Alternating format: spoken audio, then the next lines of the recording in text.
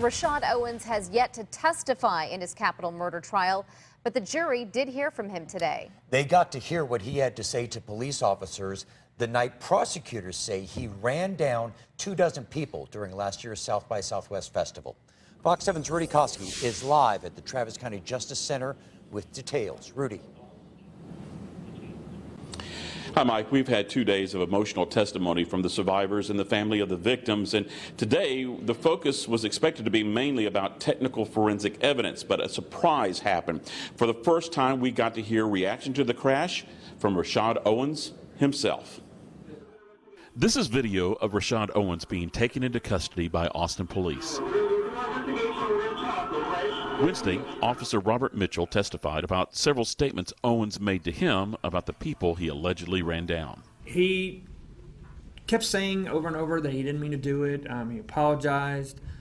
He knew he was in a lot of trouble. During the field sobriety test, Owens admitted he had been drinking and recently did time for a DWI. But that's not why police originally tried to stop Owens in the early morning hours of March 13th, 2014.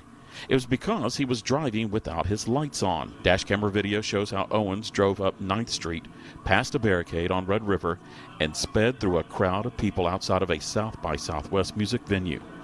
After being taken into custody and put into the back seat of a patrol car, Owens talks about what happened, sounding remorseful. All I care about is me not killing nobody. I didn't mean no harm to nobody. I was just scared. Hearing Owens' reaction was difficult for some of the courtroom, especially as he started to pray. I promise, please, God, don't let nobody die. I don't want that on my hands.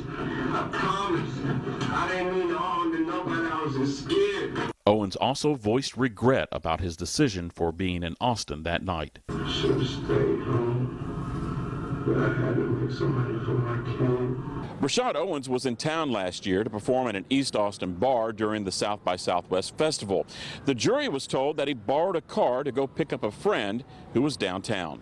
The jury was shown a picture of what the car Owens drove looked like after the crash. Medical examiners testified 2 of the people who were run down were hit from behind and died almost immediately. The other 2 passed away later in a hospital. Defense attorneys asked why both doctors ruled the deaths as homicides and not accidental.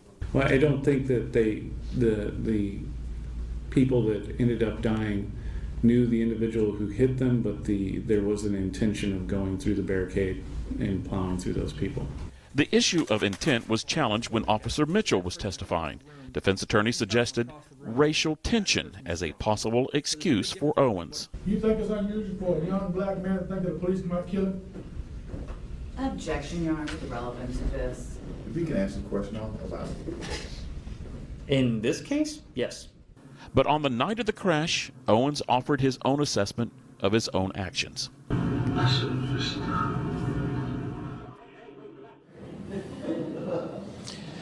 That, if you couldn't hear that, he said, I should have stayed home. Now, the night of the crash, Owens' blood alcohol test showed that he was slightly above the legal limit, but it was also determined that he had been smoking marijuana enough to impair his judgment and his driving abilities. Tomorrow, I'm told that the jury's going to look at the reenactment of the crash scene. Now, back to you in the studio. Rudy Koski from downtown. Okay, Rudy.